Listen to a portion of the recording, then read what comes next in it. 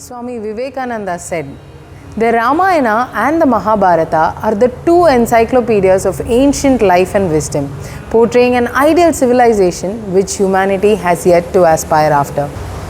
For thousands of years, the Vedas or Shruti, which contained a lot of historical information, was orally passed down through the Guru Shishya tradition. After that, there were different unique ways in which our history has been recorded. Traditional literature, living customs, art and architecture and many more. The word Itihasa translates to "it thus happened," meaning it is a historic account. The Western view of history was limited to dates and events, with chronology being given major importance. They believed history has to be a written record, and its focus was on when an event occurred, who did it, unlike the Indian record keeping, where why the event occurred is emphasized. Western historians saw history as a dead record of past events, while the Indians saw it as a record of timeless ethics and morals practiced in the past, making it a living custom even today. Many Western Indologists term Itihasa as mythology. A myth is a mere fanciful imagination. It is incorrect to conclude that Itihas Ramayana as a myth, as there are so many evidences to prove its historicity. Valmiki's Ramayana, which is the earliest version, mentions detailed star configurations in many chapters.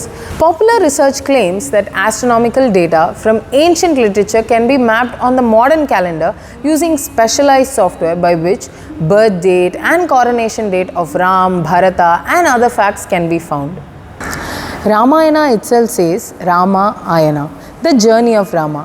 Every prominent place on Rama's route when he sought Sita is on the Indian map even today. Ayodhya, Mithila, Chitrakoot, Panchavati, Dandakaranya, Kishkinta, Rameshwaram and many more.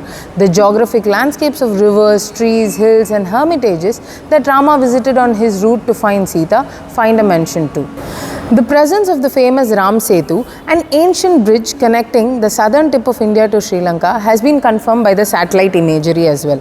The Yuddha Kanda of the Ramayana details the construction of the bridge, like surveying, planning, execution and post-completion. Nala, the chief engineer, constructed the bridge for Rama with the help of the Vanaras in just 5 days, and the epic elaborates varieties of wood used for giving a cushion effect. Stones and rocks were piled on the wood. Over the years, the wood probably solidified into biomass. The bridge was built in a 1:10 ratio, and the civil engineering marvel is 2 meters below sea level today.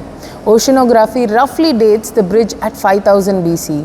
The bridge is referred to in the Mahabharata as well, and many South Indian empires had Ram Setu on their coins, and the kings proclaimed themselves to be Setu Kavalan or Setupati, protector of the bridge. The theme of the Ramayana influenced the scholarly and illiterate alike across the Indian subcontinent. Rishi Valmiki wrote Ramayana as the biography of the noblest person, an ideal human being who upheld Dharma as the highest principle of life. Imagine how talented our sages must have been to pen down history in a poetic meter with interesting metaphors and wordplay. The epic was rewritten by many scholars, poets and saints in the later periods in many native languages, reinterpreting the original epic to suit the demand of the times. In the 5th century CE, the poet Kalidasa penned down his magnum opus Raghuvamsa based on the Ramayana. In the 12th century CE, King Kulothunga Chola II patronized Kamban and encouraged him to write the Ramavataram in Tamil, highlighting the values that Rama stood for. It was for bringing a social transformation. In the 14th century CE, Kaviraja Madhava Kandali wrote his Saptakanda Ramayana in Assamese. Ramcharitmanas, written by Goswami Tulsidas in Awadhi language in the 17th century CE, influenced the Bhakti movement in the north and is a living tradition even today. The chanting of the Sundarakanda of Ramayana is a custom in many households across India during some auspicious months. The epic was rewritten by many scholars, poets and saints in the later periods in many native languages, reinterpreting the original epic to suit the demands of the times. Adaptations of Ramayana in the form of dance ballets, songs, poetry, sculpture and more are found outside of Bharat too. For example, Rama Kien in Thailand. Here, Sita is called Shinta and the city where they lived is called Jogjakaria or Ayutthaya. The chief sevak of Rama is called Hanuman. Even today, the ruling race of Thailand carry the name of Rama. In Indonesia, Kakavind Ramayana thrives in the form of artistic performances, sculptures, paintings and literature. Hanuman looks like a white monkey in the Javanese adaptation of the epic. Riem Kar is the Khmer adaptation of the Ramayana, and it centers on the life of Pre Riem, which is Rama, and Nyang Seda, which is Sita, against the evil Riep, which is Ravana. And there are additional episodes like the interaction between Hanuman and Sovan Macha, the mermaid. Samyukyusa, which is the ancient records of Korea, talks about the 2000-year-old legend of Princess Surai Ratna from Ayutthaya or Ajotwa, who got married to King Suro of Gyeomgwang-gaya from Korea.